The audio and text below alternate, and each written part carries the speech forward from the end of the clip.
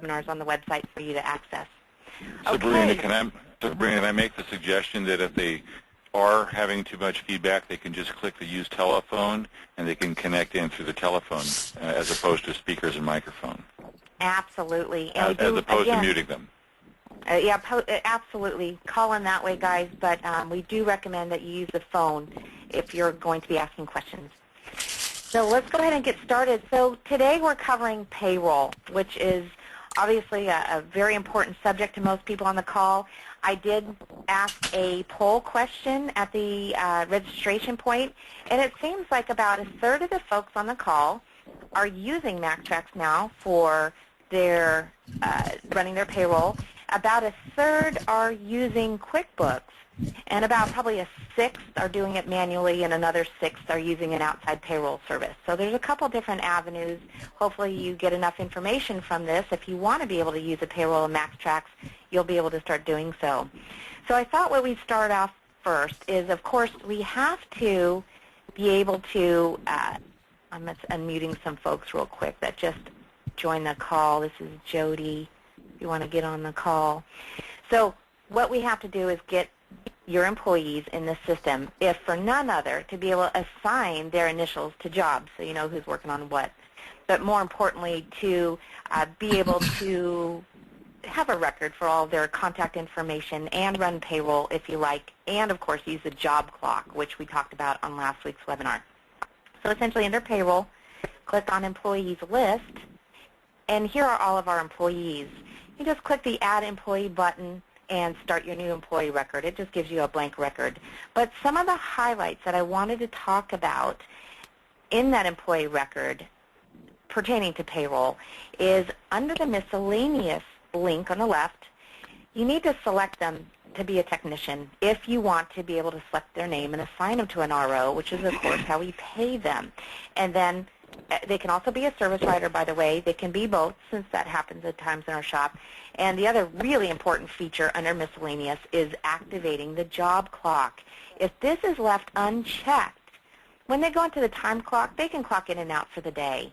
But once you click this use job clock, the next step that comes up after they clock in for the day is the job clock, which lists all of their jobs. Now, let's jump next to payroll. And I'm going over this kind of quickly, guys. I actually recorded a training video for this yesterday. I'll have it up on the website under training videos for you to review this afternoon. But I want to just highlight some of the high points. Under payroll, we select how they're paid, and whether they're salary, salary plus commission, hourly, hourly plus commission, or commission. If you selected something that didn't involve commission and we jumped down to the commission page, you'll see this is grayed out. So if we want to be able to pay them commission based on the jobs, the work that they do, let's just say commission only, for example. We jump over to commissions, and now it's active.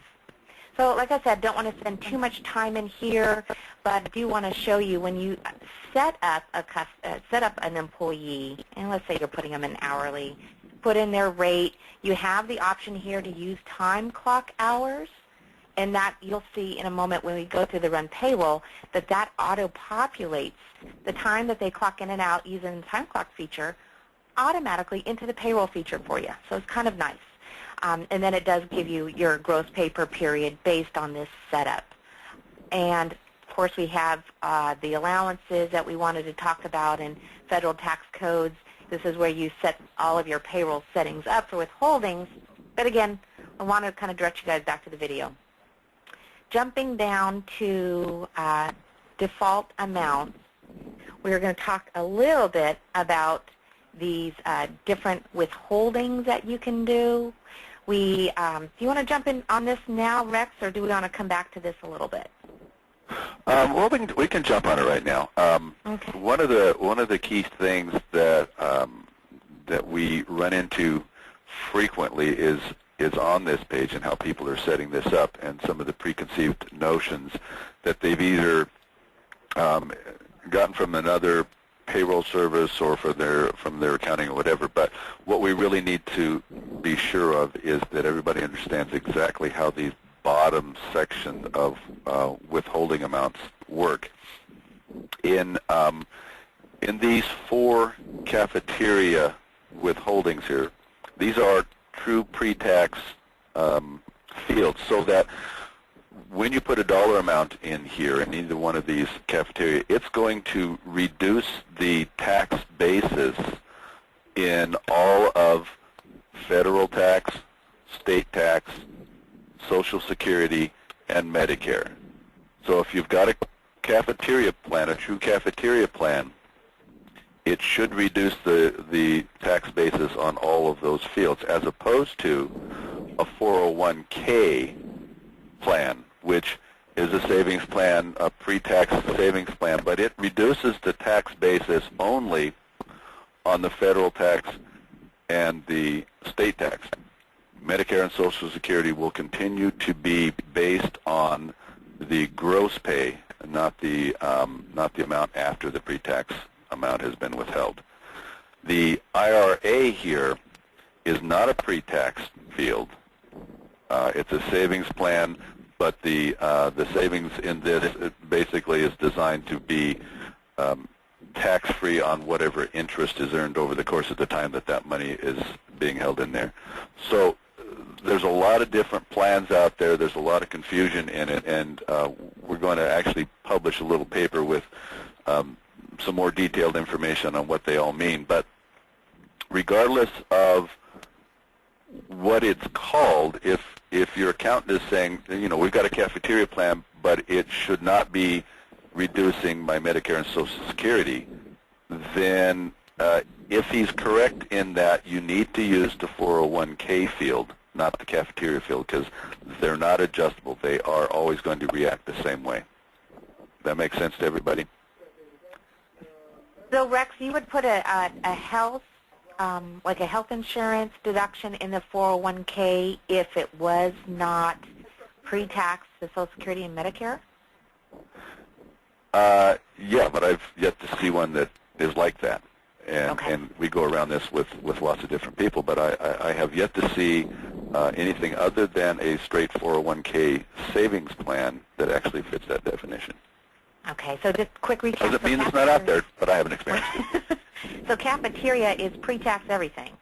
401k is just pre-income tax and federal and state income tax. Yeah. And I heard a question from way off in the distance, but I could barely hear you. Did we have a question in our group? Maybe somebody's just talking in the background. And then just real quick, this 401k percentage, we just put in, like I can put in here just like a 3%, and then so this is going to automatically withhold the 3%? Right. It's going to calculate based on the gross pay if that's how it is set up to be, as opposed to a flat rate each time, which you would put at the dollar amount. Okay. And another thing, we don't do matching. We don't track matching in MaxxTraxx, right? Correct. Any kind of 401k. Okay. Okay. On this last field here, this is a kind of a critical thing. If you have employees who purchase parts or have labor done and they are charged for it, and that goes on to their account, and you collect on that account maybe a certain amount on each paycheck to recover what they owe you for the work that was done or the parts that were sold to them. On the one hand, that employee is a customer when he's buying these things from you, and then he's the employee when you're paying him and withholding his pay. The unique thing about what you can do in MaxxTraxx is that they can be the same entity per se. We can tie them together so that when you do use this field here for a loan repayment from the employee, that will actually create a credit in the customer side. So if you write an invoice for that employee as a customer, and it creates a receivable for him, let's say he owes you now $100 for that. That's sitting out there as a receivable in there. When you do your payroll, and let's say you withhold this $50 towards that, that's going to reduce his pay and also create a credit over in the customer side that can be used to pay down that receivable. If you have come across to MaxxTraxx from MotorTraxx and you were doing something similar to that in MotorTraxx, you had two different entities. You had an employee who had a certain ID, and you had a customer who had a certain ID, and they didn't have anything to do with each other. You would have to do a manual credit in there, and it was a little more complex. But when we did your data conversion, they both came over as separate entities. And if this is something that you want to use and you were a MotorTraxx convert, give us a call. We would like to be able to merge those records together for you so that that employee is also the customer, and all of his repair histories and purchase histories and everything are all combined into a unified record that you'll be able to use this way. If you are a new customer, if you've come from another software and you've just created your employees, if you haven't already created them as a customer separately, it's real simple to do. I'm going to change those. Paul Bartlett at the top. Okay, here's a guy who is right now, based on this icon up in the upper right-hand corner, says he's an employee only, the little calendar and clock. If I go to my options button here, I can choose view and edit the record type. So he is an employee, but he's not a vendor, he's not a customer. I want to make him a customer by clicking on this, and now it takes me to the customer record.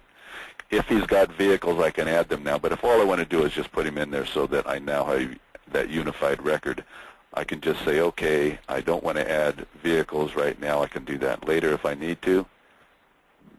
And now he's both a customer and an employee, and I can use that feature.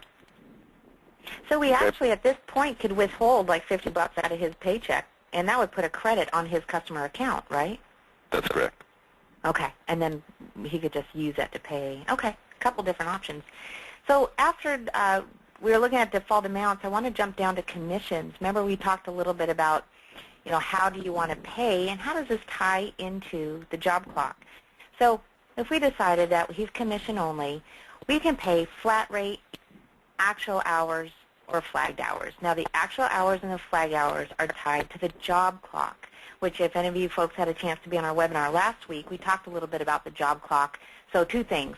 We have a job clock training video on our website under training videos, and we also archived last week's job clock and productivity reports webinar that really goes into some of the details about when to use actual hours, when to use flagged hours, how it works. So let's start with the first option, which I think a lot of people, if they're going to pay commission, do pay based on flat rate. And it's pretty simple. When you have a repair order with a labor on it, like an oil change, and you have a technician's initials assigned to that or employee code assigned to that labor, it calculates as a flat rate hour. And you just put in their hourly rate. This guy gets paid pretty darn well. And he is going to have this show up on his payroll calculation. Now, the other way we can do this is we can say he is going to be paid off of flagged hours. And let me show you what this would look like.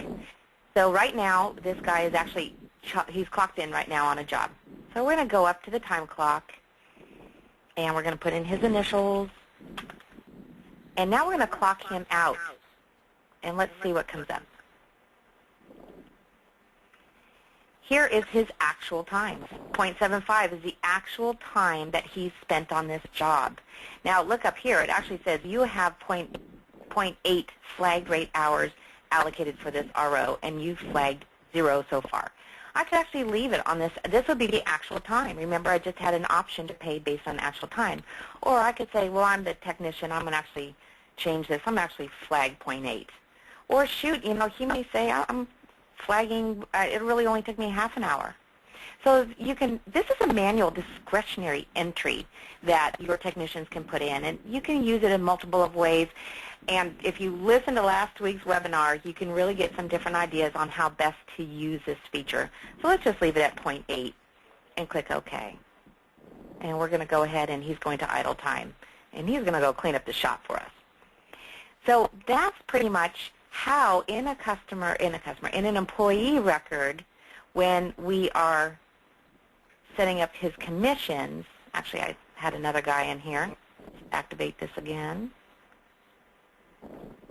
That's how we can say he's getting paid based on those actual hours, or based on those 5 hours we just tagged. Again, the actual hours would have been the .75. So a couple of different ways, a little bit of flexibility about how you can pay commission to your guys for the work that they get done. So we're going to go ahead and get out of here for now. Like I said, see the video on Add an Employee. I'll have it up this afternoon if you guys want to learn more about this. But I want to move on to the next step. After you add your employees under payroll, you have to go under setups and accounting and payroll and set up our company payroll. Again, this is very, very critical. Some people forget about this, do a couple of pay periods, and realize that they're not collecting for their state unemployment tax, which we set up right here. Of course, we can always go back, and as we did, we go back and manually figure those out. But you want to find out what this SUTA is. Now, you typically get a form in December, if I'm correct, Rex. So I usually got mine in December. That said what my unemployment tax rate was going to be starting January 1st. Typically, we've seen this to be 0.8, maybe 1.2%. It's really been based for years on your experience. If you don't let a lot of people go, you have a low experience number. If you have a lot of people coming and going through your business, sometimes this number is higher. But I've seen it at 3.6 as of late, again, because of our unemployment being so wonderful. And we also have disability, which not as many states have, but California has a 1% state disability. They also have something called employment training tax. If you're in the state of California, I think that's 0.1%. You would just tie it into here because it actually gets paid to the same organization, the same entity. So you really need to make sure to set these up. These are for reference only, just since we're looking at it. These are hours per day before overtime starts. These are all just for reference. These aren't actually calculating what's considered regular time or overtime in the payroll section, and the reason is because pretty much every state in the union is different. So we're letting you guys deal with that manually. So let's go ahead and save this. So we've covered a little bit about setting up your employees to start, setting up payroll, company payroll amounts for your withholdings, and now we have to talk about the beginning, again, under payroll, accounting and payroll, beginning payroll records. So if it's anything other than January 1st and you've had any employees in your company that you've paid a paycheck, you have to enter these beginning payroll records first. A couple of reasons. Number one, it will put the year-to-date numbers correctly on their pay stubs.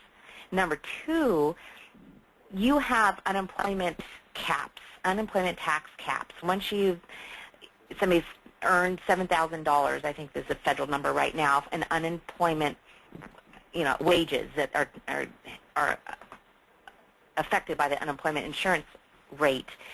After $7,000, you don't have to pay anymore. In some states, actually, now it's $9,000, so you have to keep paying that unemployment insurance amount up until that $9,000. And some of these, by the way, we heard about mid-year last year because of all of our wonderful financial woes. So I want to make sure if you guys have any changes that come down the pike, you get something in the mail, you get something from your accountant. We do support all 50 states, but if you guys can give us a heads up, let us know. But we do usually get notification of that and make changes automatically in the system in the next update. But if something's coming down the pike, let us know. So let me back up. I was going to add a beginning payroll balance. So in my system, I actually don't have anything set up in my system. Clicking add, and for all of my employees, let's say I just set up all these new employees in my system, I'm going to select my first employee that I'm going to set up their beginning, and here is where we enter in all of the numbers from their pay stubs. A little overwhelming. I know it was for me at first. I'm like, shoot, this is a lot of information. It just gives us a lot of different options. Usually only put in about 10 or 12 entries here. But a couple things about the beginning payroll balances. If, let's say, it's today's date, we're May 5th, Cinco de Mayo, everyone, and we have paid people for the first quarter through end of March. We've also paid for April. Let's say we haven't paid anything in May. I would recommend doing a beginning payroll balance entry for each employee, actually, for the first quarter.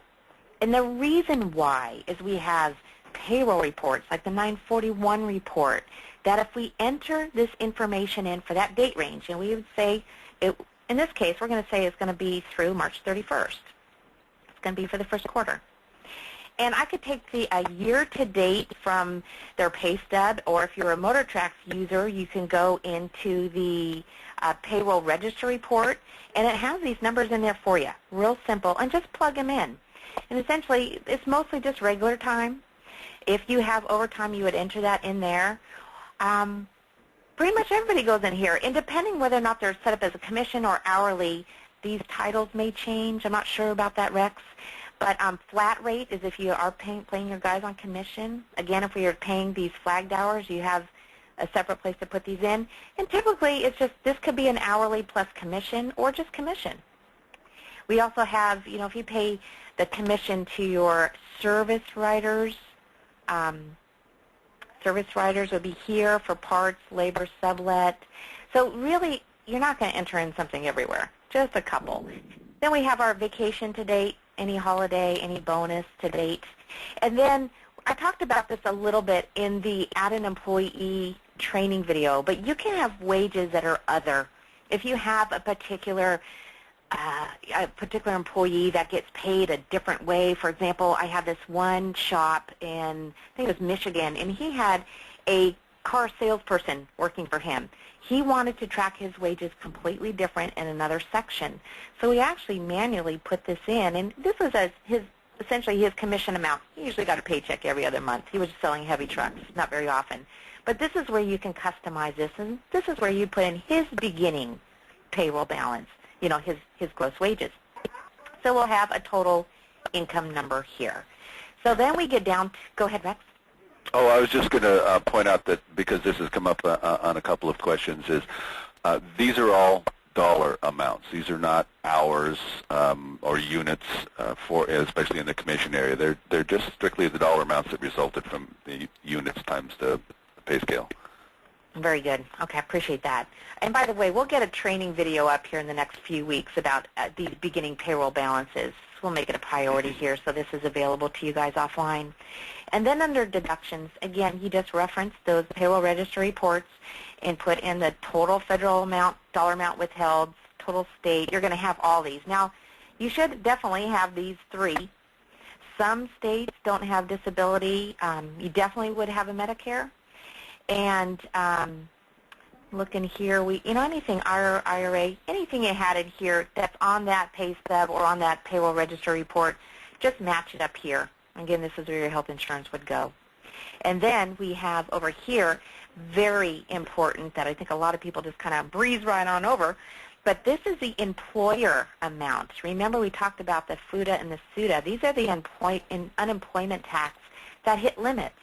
So based on the dollar amount that you put in here for these limits, it will mean going forward, well, maybe you're not going to be withholding anymore, or I should say the company is not going to have to be contributing any more of this unemployment insurance since the employee doesn't contribute to this. So it's really, really important to get these sections set up. So, we've been kind of cruising through a lot of information. Any questions on this? I know this is kind of a daunting screen for some folks. Any questions so far? This is Julie. Hi, Julie. So I had a new employee that started Monday. So when I do their first check, then I go in and put all this information in? No, if they are new to you, you've actually never had a payroll check run through an outside payroll service or another software program, if no payroll transactions for them have occurred, you don't have to worry about this. This is just in your business. If you have had some paychecks that you've written that would have these transactions on here, that you would want to get in the system before you go forward with any additional paychecks for that. Yeah. So going back, you would actually just have to, enter them in under payroll, add them in here, and get them all set up. And just make sure you get all these, the miscellaneous payroll, default, and commission. These are the ones that affect payroll. It's important to get those set up before you write your employee's first paycheck. Okay. So good question. So now, after we have gone through, we've talked about setting up our employee, our each employee record, setting up the company, numbers, setting up the beginning payroll balances, let's go ahead and run payroll. Let's see how easy this is. So I'm going to let Rex drive at this point. Oh, I don't know how this works. It's very easy, Rex. Trust me. Oh, okay. Well, if you say so. I think, based on the screen, that if we're going to run payroll, we're probably going to start by pointing and clicking on payroll. And if we're going to run payroll, we're probably going to click on run payroll. Seems so logical so far. That's the end of that. Now, you need to make sure that if you have a separate payroll checking account, that you choose the right checking account out of which to print those checks. So choose wisely if you have a separate one. Otherwise, it should be your primary one. Now, we've got the various periods of frequencies of checks. If you don't have anybody that's a monthly, they won't show here. But if you have somebody that's paid on a different schedule than somebody else, you'll have to run payroll twice, because it's only going to come up to this screen if you have somebody that is set up like that. So right now we've got weekly employees and we've got semi-monthly employees. Just one. And only the semi-monthly employees will show when I choose that. Notice, again, as Sabrina said earlier, all hours worked will be put into the regular time field. If the employee has overtime, you will need to move those hours, the overtime hours, into that field. It will have the right dollar amount. If they're making $20 an hour and they get time and a half for overtime, then just putting the hours in there, it will use the time and a half or the double time, depending on which field you put it in. We'll see that in a second.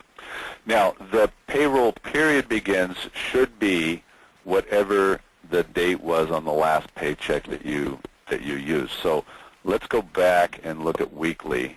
Okay, so you've done checks in both of these. So our last paycheck was cut in a batch mode on the 4th, or the end of the period was on the 4th. But let's say that some of our employees didn't get paid. I need to go back and start over again. Let's say it started on the 29th and ran through the 28th and ran through the 4th. Then I would go back and change that date and pay the employees through the actual date that the ending date of that period is. Again, this should sequence automatically forward based on, if it's a weekly payroll, this will be 1 week at a time that it'll automatically bring up here.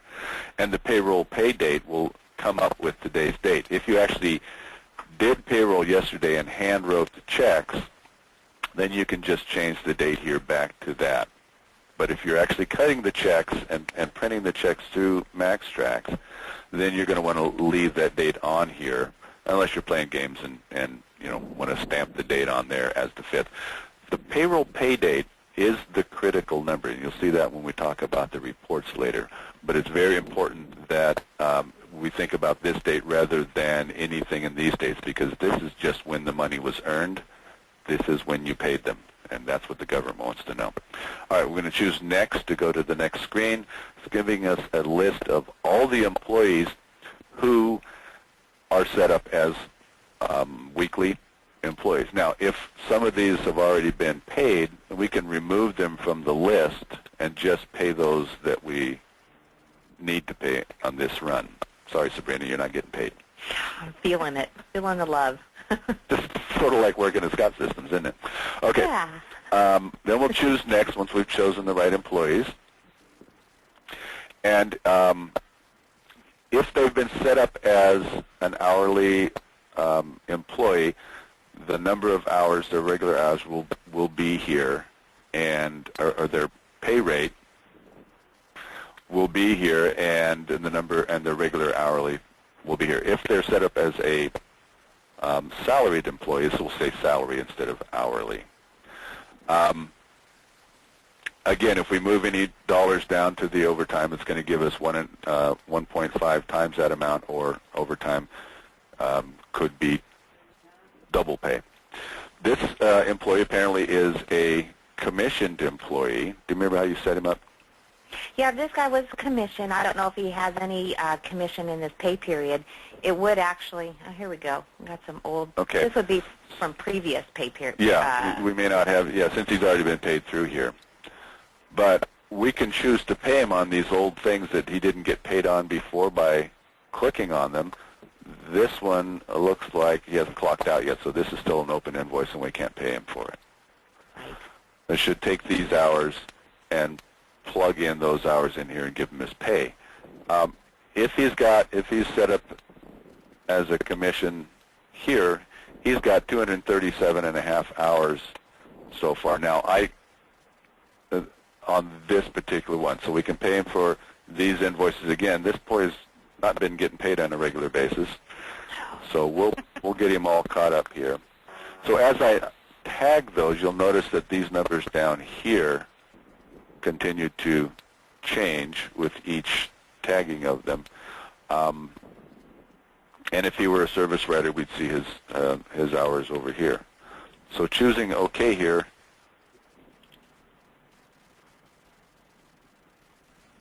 he's got no percentage. Okay, so that's not the kind of tech he is. So he's this kind of technician here. So at this point, we're looking at 144 hours, which is not enough to generate. I'm sorry, $144. Let's bump this up. Let's give him also $20 an hour here as a base pay.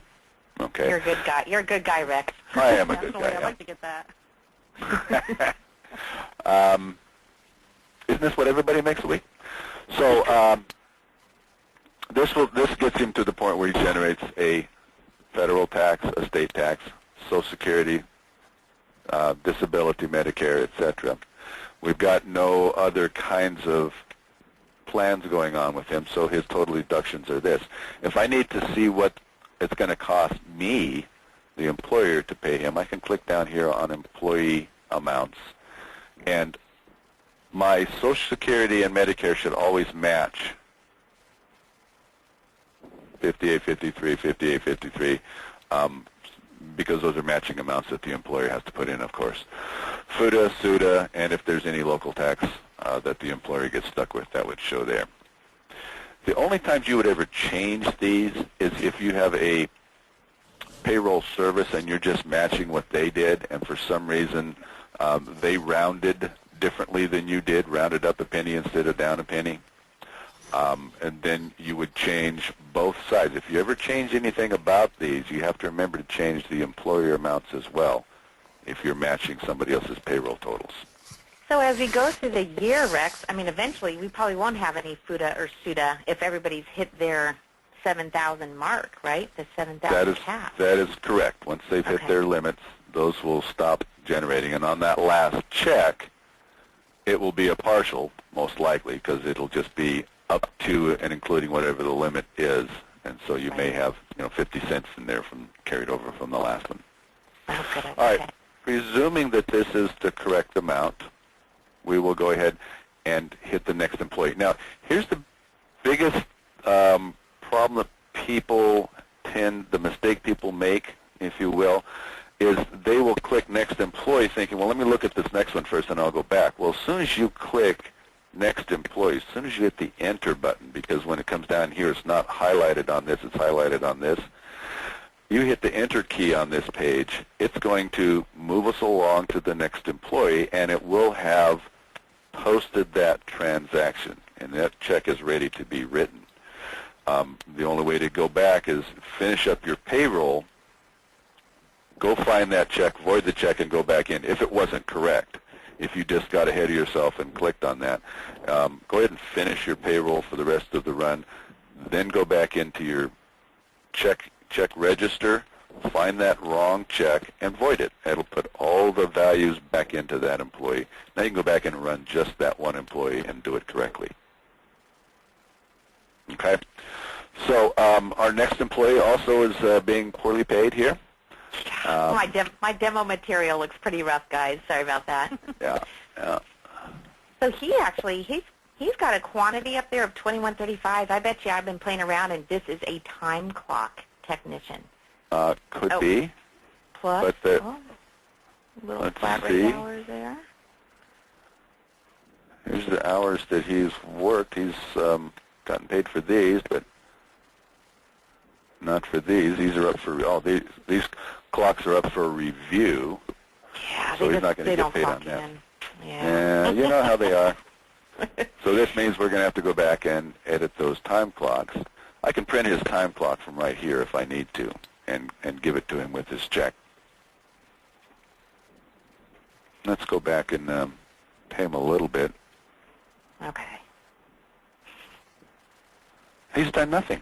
The guy is useless. Look at this. I'm telling There's you. a flat rate in play. Okay. So this is where these productivity reports come into play. Okay, so now we have our flat rate hours. You know, Rex, do we know anything about partial pay-in for open ROs yet? You know how we want to do that? Mark, if Mark's listening. Yeah, Mark, you want to chime in on that? Sure. Partial. Can you hear me? Yeah. We've talked a little bit about, we've had people ask if I have an open RO on the service counter, but it's like a restoration job, and I want to pay my guy for what he's done so far, and he's using let's say he's using the job clock. You would have to. And you have to also set him up for flagged hours as opposed to flat rate, because in flat rate only goes to the payroll once the job is closed and paid. Flagged hours, however, are tracked whether the job is closed and paid or not. So if let's say the guy works on it this week for 20 hours and he's going to work on the vehicle next week for 20 hours, he could flag 20 hours this week. Even though the job is calling for 40 hours, he can flag 20 hours this week and he can get paid on that. And then next week, when he goes to get paid, he can flag the other 20 hours, and it won't automatically pay him for the 20 that he's already been paid for. So it allows you to pay for unfinished jobs. Right. Well, that was been the key. We just have to use flagged hours, not flat rate. Is there any that we have to manually do here, or does it automatically know that? Does it automatically know how many? If you have set for flagged hours, it automatically will know based on the amount that he flags. Now, don't forget that that he has to. It's kind of a trust thing where he can flag, as much as he wants. Now, what some employees or employers will do is they'll let an employee flag more hours this week than he actually had flagged, that he actually had worked on it, so he can get paid more this week and maybe less next week because he maybe needed the money. Okay, good to know. Okay, so, real quick on that, I know we're kind of getting a little off task on here, but we can set up the system to let them flag hours only up to the amount that is allocated for that job under flat rate. So that way you could actually be keeping tabs on your guys. They couldn't actually be flagging more than the flat rate would allow them, right? Correct.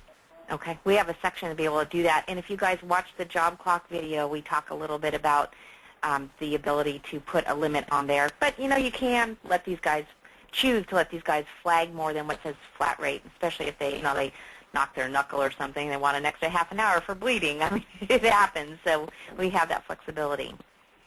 Okay, Rex. Okay, we'll keep paying. So just to show you the effect of the 401k, right now we're looking at federal tax of 45, state tax of 11, and Social Security of 32. Now, if we put in $50, almost half of what he made in here, the taxes go down in state and federal. Social Security, Medicare did not change with any luck at all. Okay.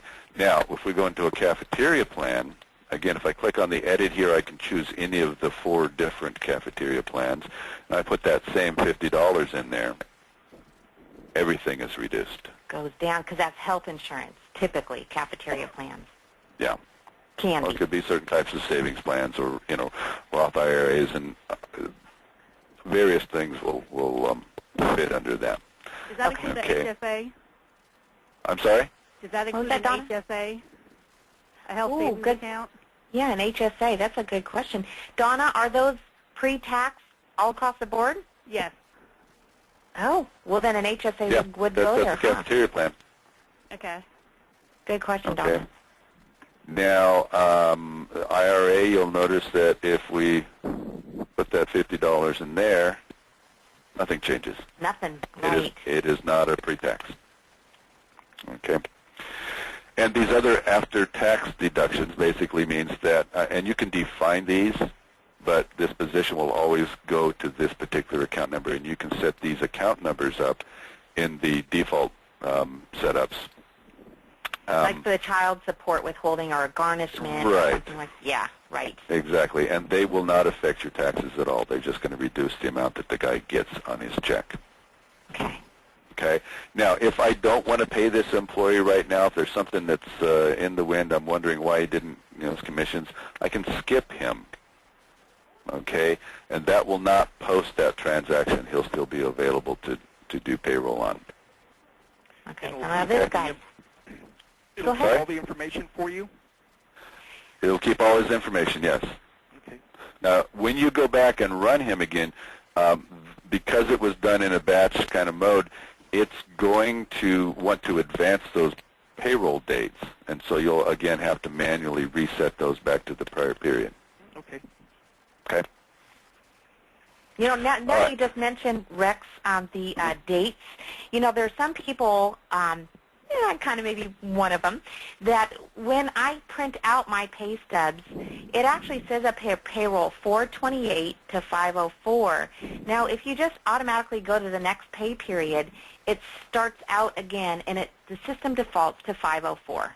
So it defaults to May 5th or May 4th through, let's say, May 11th.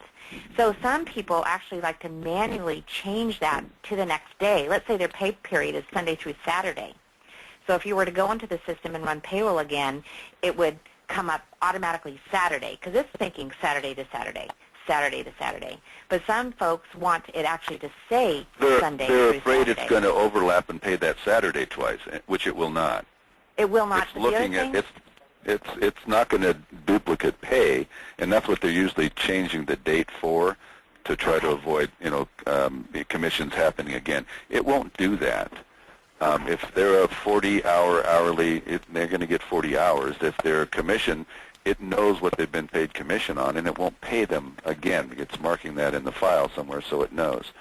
So it's an extra step that they're taking that's unnecessary, and the system is doing it right, because most times you're not doing your payroll at 11:59 and 59 seconds. So Right. there may be time left over where more invoices may get closed out after you've done the payroll. So it's looking at that clock, it's looking at the date and the time, and it's going to move forward from, in our case, 11:49 and go forward, so that things aren't missed, but things are not also duplicated. Well, I Okay. have a question about dates. Our payroll runs from Wednesday to Tuesday. And when I go in to change the dates and we pay on Friday, it always tells me, a warning comes up telling me that there's a gap between when it ended last week and it started this week. Anytime you change the payroll period starting date, it's going to give you that message, because again, when we close this out on 504, it's going to want to sequence forward from that automatically. And if you change that date to 505 or any other date, it's going to see a gap in time. So it's, whether there's a problem or not, it's going to throw that up there to make sure that you know that you didn't start from where the other one ended. Okay. Okay. Now, It's not a slap on the hand. It's just an alert that, okay, something's changed here, and I didn't have control over it. well, I think, Donna, was that because you wanted the beginning date to actually say Wednesday? Well, yeah, And then 'cause that's the way it runs. It runs from Wednesday to Tuesday, and then the next day, but we pay on Friday. So I didn't know Right. whether putting that... Well, the Friday is your pay date, which is separate from the payroll period. And so Okay. if you change the pay date, that shouldn't cause That that doesn't error on that message. It should Okay, but yeah, only if since you change. Really? Yeah, since we started using it, we always seem to have that one-day gap, because our next payroll, because I just did payroll, run from, 4/28 to 5/4, and then the next one will run from 5/5 to 5/11. but we still get that warning up there about that 1-day gap. Right, because you just didn't want the wrong beginning and end dates to print on the paycheck. Right. You know, we'll take this one offline. I think this is a good thing, and I'll make sure to put our response in the follow-up email that I send to everyone after the webinar. But this is interesting. I appreciate your feedback, Donna, but you're not the first person or the second person to talk to me about this, and I'm actually more in your camp. So we'll clarify that, and we'll put that in the write-up, by the way. Okay. And I appreciate your feedback. Thank you. Sure. Okay, let's go ahead and pay this guy. He's got an income. He's getting a check amount. His taxes are all there. He's a hard worker. He is a hard worker. Which of these employees? Oh, we already paid the one employee who was both. I should have done that. This is the new guy I set up. I actually don't have anything set up for him yet. Okay. I Now, just put that federal tax, by the way, was my additional withholding. Oh, okay. That's what I was going to suggest. Is that one of the things that we didn't talk about is that you can set a predetermined amount for the system to withhold on either federal or state if they're not getting enough withheld and they ask you to withhold more. So it'll always start with whatever you have. The problem we see here is that not only that, but we're taking $50 out of him automatically, and he hasn't earned anything. So now the check amount wants to be $150. System won't let you do that. So you've got to put an income in here, or you've got to skip him, go to the next one. Right. So he's a new employee. Let's just put him in, like maybe we'll make him hourly, because this is a guy I just set up last night when I did the training video. So let's put him for 40 hours. There we go. Here. So it's the federal taxes. He's taking out 45 is what it calculates, plus my 100 additional. Exactly. Gotcha. Perfect. That extra that you take out, is there some place you put that, or is it just going to federal tax, or you put it in manually? It's going to go to the federal tax withholding. Yeah, that was, and that will increase his withholding amount and will show on his W-2, and also will be seen in your I-41. Oh, and an I-41, right. No, well, what I meant was like, for instance, one of my guys has extra money taken out that he sends into federal each week, and so you would put that in manually, did you say, or at the federal? Yeah, she said when she set him up as an employee, one of the setup fields is there when you set up their taxes, which whether they're federal married or federal single, state married, federal single, or whatever. There's also a field in there for you can plug in a dollar amount for extra withholding, and that will happen every paycheck.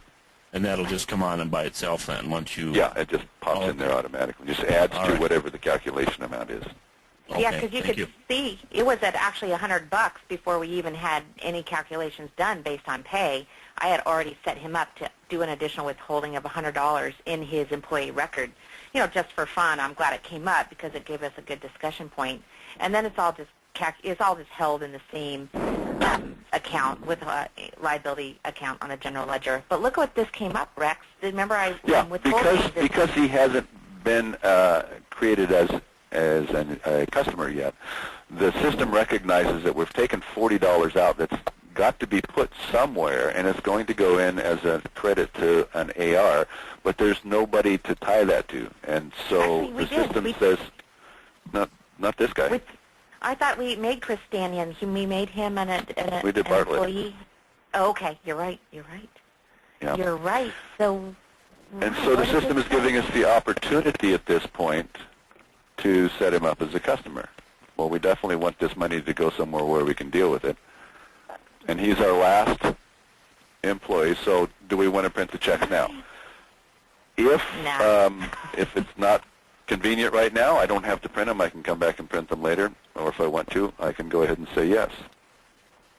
And here's all the employees that we paid that we have posted checks for. Now it's a matter of printing the checks. And again, I can choose to print or non-print them. If I take them off this list, he's still going to be in the print queue for later. It's not going to go away until we finally print this check for him. And by choosing to print at this point, it's going to make us look at our next check to make sure that this is the correct sequencing. And if it is, we'll just print them all out. Am I going to print these all over you now? Yeah. I'll go ahead and hit cancel. I can cancel. Okay. And so these are going to print. Now, So, I don't want to Rex, print anymore at this point. Get back to you. That was a very interesting one. So even though I hadn't gone through and gone and made a customer account, the payroll section is telling me I'm just going to do it. Yeah. What was his name again? Stanion? Yeah. Okay, so it should show now in a he's in there, $50 and credit. he's going to credit. Cool. So now he can buy something, and we can use that. Exactly. Okay, cool. Okay, you want to run us through payroll reports? Oh, God, love And you. that's what that transaction looks like. This is his whole check and how it was dispersed. Great. And the fact that it's now part of his customer record as well. Wow, that's Okay, and the other thing is under banking, we talked about earlier, Yes? these, yes, This is Julie. Can I ask a question? sure. When you print the checks, it comes up and asks you, did the checks print okay? Uh-huh, If I said no because, say, the printer jammed, what would it do? uh-huh.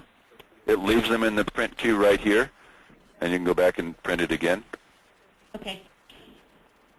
Yeah, that Okay. screen just pops right up for you, Julie, and then Printing. you just, yeah. Yeah, and printing these things changes nothing in the transaction records. The general ledger won't change if you print them again and again. All it is really just printing a report at this point. And I can change the check number to match my sequence. Yes. Good. Okay. Good questions. Thanks. Okay. So they'll be in this print checks in queue until you finally get a good print on that. If for some reason we need to go back and void one of those checks, we can go right here and just highlight the check that was printed inappropriately. Not mine. Not mine. Yeah, and we'll just void that check. And again, it will put all the detail back into her pay records. I won't. And, you know, I have to say, I've seen customers that have popped open their check register and they've had like 4 or 5 checks written to each employee, and they call in, they're frantic. What happened? And what happens is if you just hit next employee, it generates a check. Next employee generates a check. So you sometimes don't realize what you're doing. Not a big deal. You just go to that check register and just void the ones that are duplications. And it all does just put everything reversed right back in the system. Nothing to worry Takes about. it out of Payroll Reports, does the whole Megillah. Yeah. All right, so let's look at some of those reports. This is the fun part of doing payroll. Yeah. Yeah. Oh, question. If you have direct deposit for the employees, Uh-huh. you want to print something out that shows what they paid in taxes and stuff, but you don't want to give them a live check if you're doing direct deposit. So is there an option for that? There's not an option for that, but you can always stick in a plain piece of paper instead of a check form, and print the check on the plain form. Okay. And if you want, you can just cut off what would be the pay stub and give them that. But Now, does right it let now, that's not a bad idea to have an option to print just the stub and not the check. Yeah. Write And that if you down. put a letter on the check number, like if you put 107A, it won't mess up your sequence on your regular check. No, it won't, but Rex, we have to check this offline, but I wonder if you, when it says verify your check number, because I always put EFT, electronic funds transfer, does the system let you actually put letters in there, or does it only let you put in numbers? No, it lets you put letters. No, you can It put does? letters. Okay. Yeah, you can put Okay. anything at all. When you're actually going to print the check? Yes. Okay, good. So I just put EFT for electronic funds transfer for that. Okay, good one. I won't interrupt you again, I promise. No, that's okay. Go ahead. Any more questions? You know, we're using paychecks right now, and when the checks come through from them, I believe it's where the amount is. It says void, or it says void across the check as it comes out, so that they can't turn that in as a live check. But then it has all their payroll information underneath it. So if there was some way where that would print void on there so that they can... Sure, I'll buy you a little rubber stamp, and you can just stamp it right on there. And think of the money I'll save our programming time, Dave. Okay, I'll come over to your house and get the rubber stamp from you. That is a Sadly, great idea. he knows where that is. Yeah. No, that's a good idea. We will. Sabrina's writing that down as we speak. Yeah, I am. I think we should be able to have that feature for you guys. So we'll do that for the auto deposit, which is great. So I use it. So. Okay. Now the sad part about doing payroll, in addition to having to give your employees money, is now the government wants you to give them some money as well. So we have the federal tax deposit forms here, but again, because trying to keep up with 50 different states But you can do it. and all their form changes and stuff has proved to be more than we've been willing to take on so far. Doesn't mean we won't do it in the future, but right now it's taxing enough, if you will, to just keep up with changing the tax rates. So right now we'll give you this. We'll give you reports that will help you fill out the state forms, but we just don't give you the forms for them. Clicking on Make Payroll Tax Deposit, you have the choice to do it by the quarter. If you're small enough entity and your payroll is low enough, you might get away with making quarterly deposits. Or if you want to run this as you've done the first two, and it will tell you how much you've already deposited for the quarter, then you can run it for the quarter. But if we're just doing a weekly pay deposit or monthly, yeah. Okay, then we'll check on use manual date selection. We'll put in our date range, and we'll use April 1st through April 30th.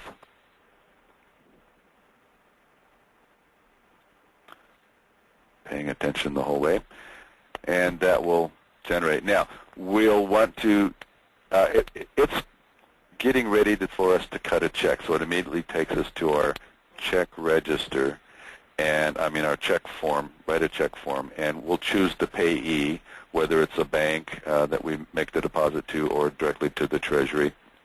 We'll select the payee, and it's already filled out with what's been withheld so far. So the date of the check can be changed, the payee if you need to. If you need to change the bank account, you can change it at this point up here. But the dollar amount is a fixed amount based on what's been withheld. And the disbursements are going to go to your general ledger in this form down here. You've got the amount of federal tax withheld, the amount of the Medicare withheld from the employee, and then your matching funds, and same thing with Social Security and Medicare. You'll notice that these account numbers are all liability accounts. They are not expense accounts. Because when you first wrote that check and posted that check, the check itself expensed out all the employer contributions. Okay, so the opposite side of this was it was a credit to the accrual account and a debit to the expense account. So it's already been expensed at this point. All we're doing is saying, well, because I wrote that check, I owe this amount of money, so now I'm reducing how much I owe on this liability by writing this check. All right? Even though you have the ability to add disbursements and edit and stuff like that, don't mess with it. It's what it's supposed to be at this point, so you don't want to play with it like that. Now, again, if you're actually printing the check, you go ahead and leave this check mark here, and it will take us down here and say, okay, I want to print now, and it'll ask you what check again. If you're doing as Sabrina does and not printing the check and just typing in EFT, And you can use EFT every time you want to. It'll come up and say, hey, this has been used before, but it will allow you to do it. Or you may do EFT and then the 050510 as the date if you want. However you want to do this so that you can identify this. But I mean, the date's already on this check, so you can make this any code that you want to. Now I'm going to do a post and close, and that's as far as I need to go because I'm not printing it. And that's done. So my deposit has been made. The only thing we need to double check, Rex, is that we're always entering in, those are based on payroll dates. When we put in we select those manual pay dates. Let's say you have to pay immediately when you do your payroll. Let's say it has to be done in 2 or 3 days. You're not going to put in the date range, you're not going to put your pay period. It's always based, if we click on that use manual selection date, it's based on the actual pay date. So if you do it weekly, you pay weekly and you remit weekly, you're going to put in 1 day. You're going to put in 5/5. You're not going to put in, 4/28 through 5/5. So a lot of people get, or 5/4, forgive me. A lot of people get a little confused between these beginning tax deposit date, manual date selection. It's, again, the date that the checks were cut. It's not the time frame that you're paying over. Very important point. Very important point. And I think Sabrina and I both have come across folks who have used just the opposite. They've always done their reports based on the payroll period, the time the money was earned. And so they're always a little bit off. Over time, they're only one paycheck off, but if there's ever an audit, it's going to be really confusing for everybody because the government only cares about the date stamped on that check. That's your liability period right there. Right. Okay, in our reports, under our employee, we've got a number of payroll-based reports. You can go back and look at the payroll batch that you did, and it'll show you each of those checks. You've got your payroll register, which is a very handy report. You go through employee by employee and look at each check and what all was withheld and how much was earned and all of that, and then it will total it all up for you at the end. If you just want for, let's say, your state tax report, you can run the payroll tax report. Will give you all the information you need for that. And then, of course, your quarterly federal tax form, which let's look at that since we just did that deposit.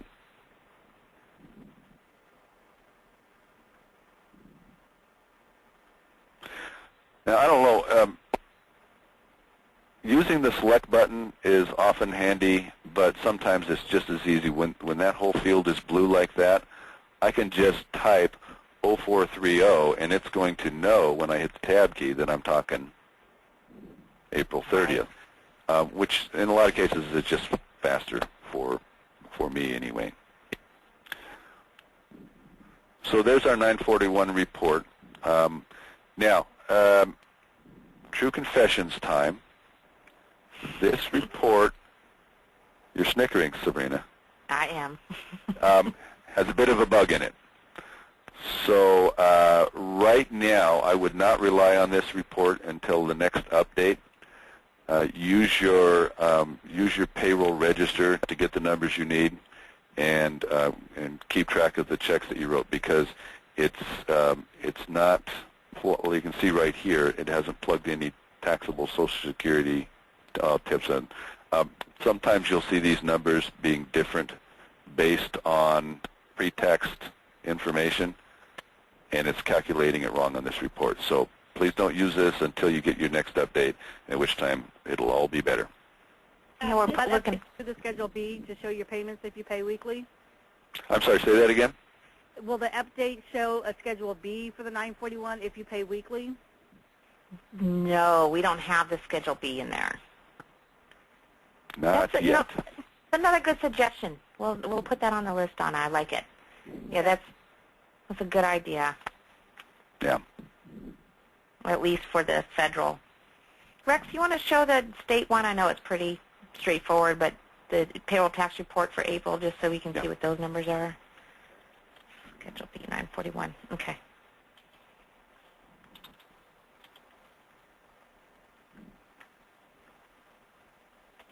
Little tiny. Teeny tiny. Okay, so there are our numbers for the state anyway. So your state amount is here, your SDI is here, your state unemployment. They don't care about FICA and Medicare. Right. Now those are the same figures on the federal and the others that were on that check we just wrote, correct? Yes. Yeah, for this pay period. Yeah, exactly. Yeah, for the 941. Absolutely. Yeah, these 5 here are the ones that are going to be on that for that same period. Okay. Hey guys, any questions? Anything time. else, Rex? You trying to think of?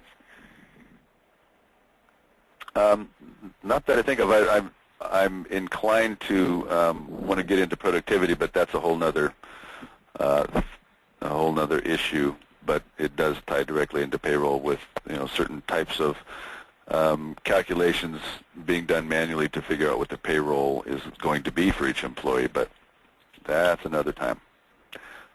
Your payroll pay totals report here.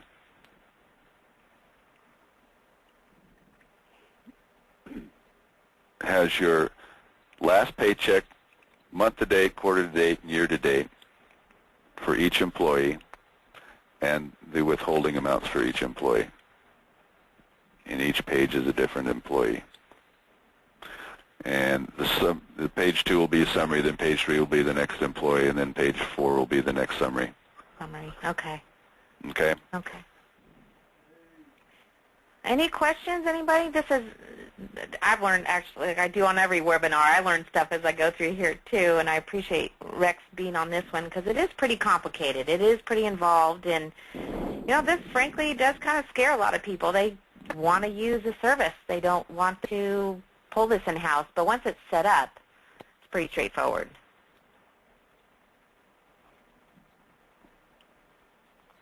Okay, no other questions? I put them all to sleep, Sabrina. No, you know what? Everybody's just, your mind is just dazed after this one. It's a tough one. Well, like I said, we're going to, at the conclusion of this webinar, go ahead. Do we have a question? Thought I might have had a question out there.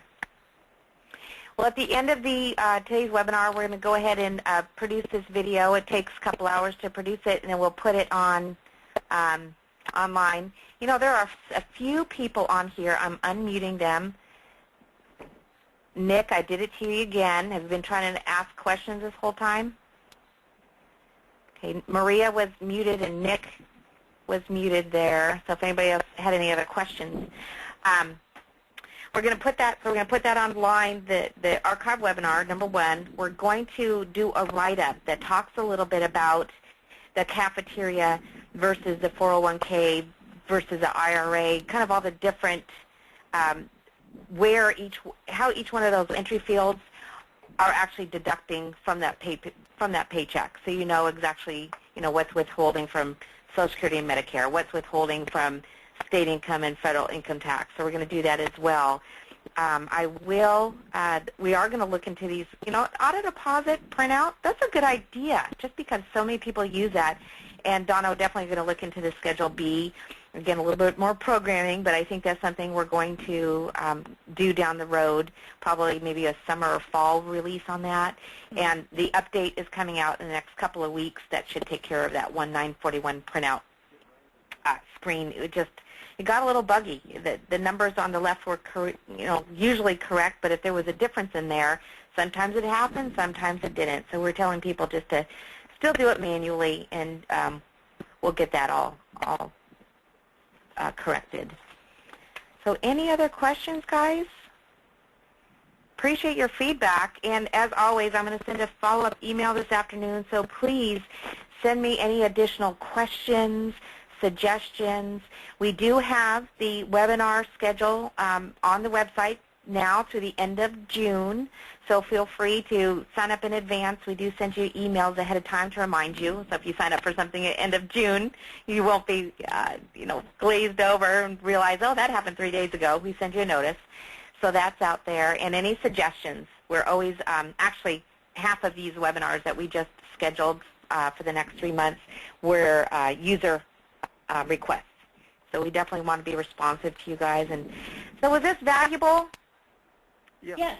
Yes. Does anybody feel like they've been using something outside the system, QuickBooks or whatever, and feel like, maybe feel like go ahead and be able to pull this in-house? Like I said, a lot of people just want to use an outside payroll service just to keep it out of their hair. They can go on vacation, know that they don't have to have anybody else to learn how to do payroll. But, once they get set up, it's really falling off a log. And it's one of those things, please feel free to give us a call. And if it's your first 1 or 2 payrolls, hook us up. We'll walk through it together. Literally does take just a few minutes. But yeah, I want to throw one more thing out there, hopefully a somewhat of a calming influence. I know from 20 years experience in this that at the beginning of every year, there's, almost every state has some kinds of changes. There's a lot of states that don't change, but the withholding tables on various states aren't always published in a real timely manner, and we can't get our hands on them until the last couple days of December, or sometimes it's in the middle of January before they finally get them published. And the thing that freaks people out is that, oh my gosh, my tables didn't change, and I know that there's a new set of tables out there, and my withholdings are all wrong. It's nothing to get concerned about, because it may make a difference of a few pennies to even just a few dollars on 1 or 2 checks, depending on how large their payroll is. But it's only withholding. It's not if it were Medicare percentage that changed and we didn't change our tables, on time, that's an issue, because that's a straight percentage, and they want exactly what their numbers should be. But your federal and state withholding amounts, that's just an estimation anyway. And at the end of the year, you're either going to get a refund or you're going to pay some extra. There's probably 2 or 3 people in the nation that, hit it exactly and don't get either. But the reality is it's really not that critical. And so, if the tables aren't published on time, you haven't received your tables, or if there's an update that happened right at the end of the year and that table's not in it and we need to shoot you another one 2 weeks later, no big deal. It's not going to make that much difference at the end of the year. So put your guns away. I had a call yesterday. It was this week. Somebody asked me the exact same thing. Shoot, they changed their tables. They realized they were wrong. Should I go back and void those payroll checks and redo them? And we're like, well, didn't they already cash them? I'm like, well, yeah. Not a big. Can't do it then. It's not a big deal. And it all comes out in the wash at the end of the year when you guys do your taxes anyway. So, well, I appreciate everybody hanging in for this really long webinar. We covered a lot of information. I hope you found it useful. And please feel free to send me an email if you have any questions or anything comes up. And we're always here for you, so and especially for this tricky stuff. So don't ever hesitate to call. And we'll look forward to seeing you on next week's webinar. So thanks, everyone. Have a great week. Thank you. Thank you. Bye-bye. Bye. Bye-bye.